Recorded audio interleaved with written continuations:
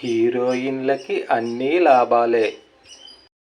ఒక నిర్మాత తీస్తున్న సినిమాలో కథలో భాగంగా 14 ఏళ్ల అమ్మాయి పుష్పవతి అయ్యే సీను ఉంది.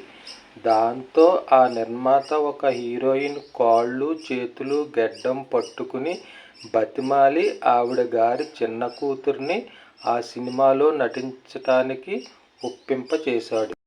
అప్పటికి ఆ హీరోయిన్ గారి కూతురికి 12 సంవత్సరాలు. ఇంకా పుష్పావతి కాలేదు. సినిమాలో పుష్పావతి సీన్ని ధూమ్ధామ్గా షూట్ చేశారు.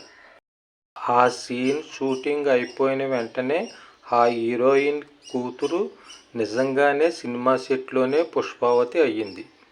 దాంతో ఆ హీరోయిన్ ఆ నిర్మాతపై మండిపడిపోయి, మీరు సెక్సువల్గా రెచ్చగొట్టే విధంగా షూట్ చేశారు కాబట్టే మా అమ్మాయి ఇంత తొందరగా